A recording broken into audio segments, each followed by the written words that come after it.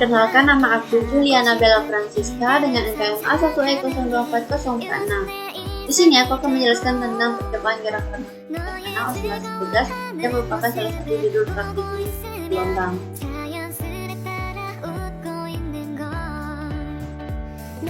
Gerak harmonis sederhana.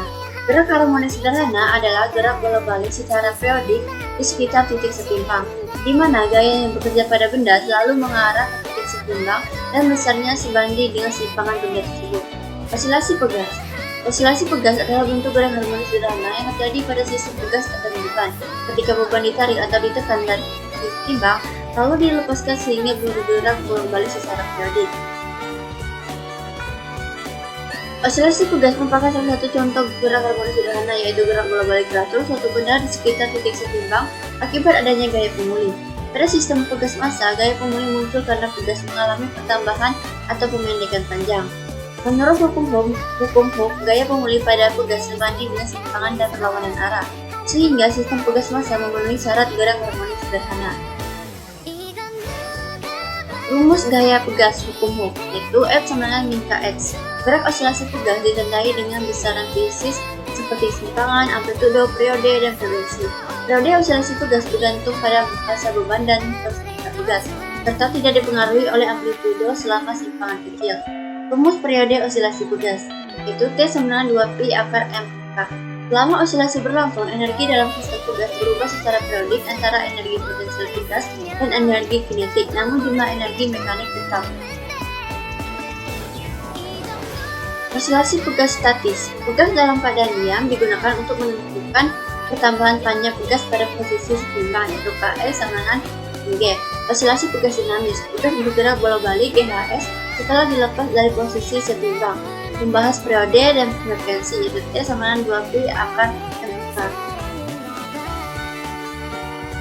Adapun tujuan dilakukannya praktikum ini yaitu yang pertama adalah memahami konsep gerak harmonis sederhana pada pegas, dan yang kedua menentukan konstanta pegas.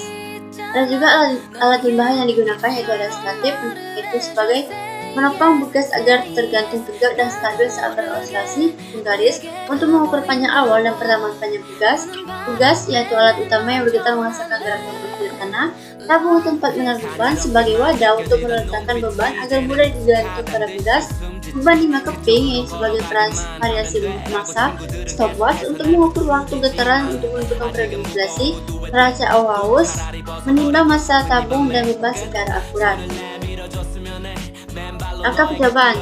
Pakai alat sesuai set percobaan, statif, pegas, dan beban. Ukur panjang awal pegas tanpa beban. Ukur massa tabung kosong dan beban menggunakan neraca Auhaus. Gantungkan beban pada pegas, lalu ukur panjang pegas setelah diberi beban.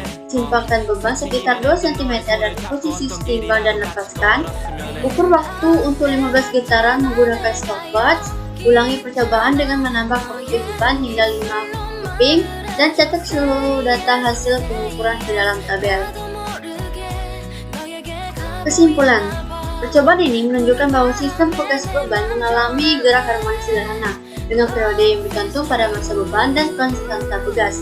Nilai konstanta pegas dapat ditentukan dari pertambahan panjang dan periode osilasi, serta hasilnya sesuai dengan hukum Hooke selama pegas berada dalam batas elastis.